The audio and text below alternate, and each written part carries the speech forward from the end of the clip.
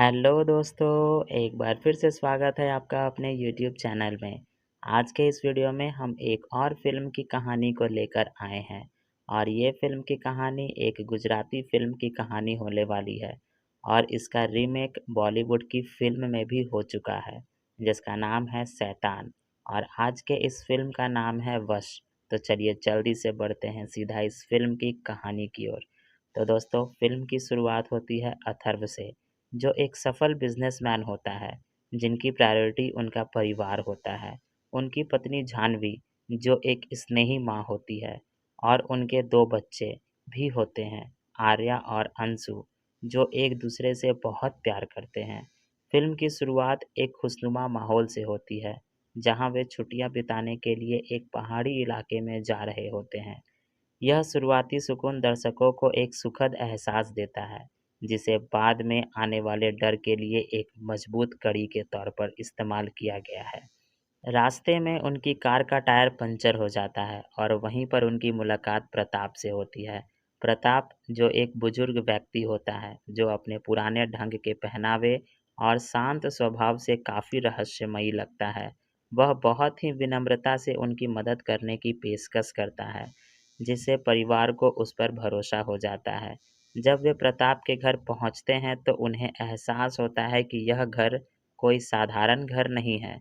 दीवारों पर अजीब-गरीब सी चित्र बने हुए होते हैं और घर का माहौल भी कुछ अजीब सा लगता है। प्रताप पहले तो परिवार के साथ घुलने-मिलने की कोशिश करता है, लेकिन जल्द ही वह अपनी असली मंशा सामने ला देता है। वह काला जादू का इस्तेमाल करके आर्या को अपने वश में कर लेता है। वह यह काम बहुत चालाकी से करता है।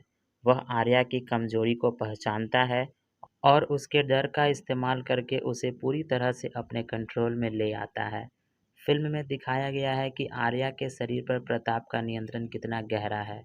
वह आर्या को ऐसे काम करने पर मजबूर करता है जो वह कभी नहीं करेगी, जैसे अपनी माँ पर हमला करना या अपने भाई को चोट पहुँचाना।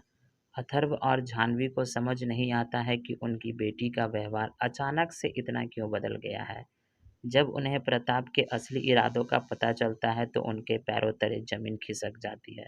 वे अपनी बेटी को बचाने के लिए प्रताप के घर से भागने की कोशिश करते हैं, लेकिन प्रताप उन्हें अपनी मायावी शक्तियों से रोक लेता है।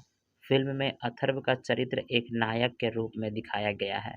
वह हार मानने को तैयार ही नहीं होता। वह प्रताप के घर के हर कोने को खंगालता है, यह जानने के लिए कि इस जादू को कैसे तोड़ा जाए। वह किताबों में प्रताप के जादू से जुड़ी हुई जानकारी ढूंढता है। उसे एहसास होता है कि प्रताप का यह खेल सिर्फ शारीरिक नहीं है, बल्कि मानसिक भी है।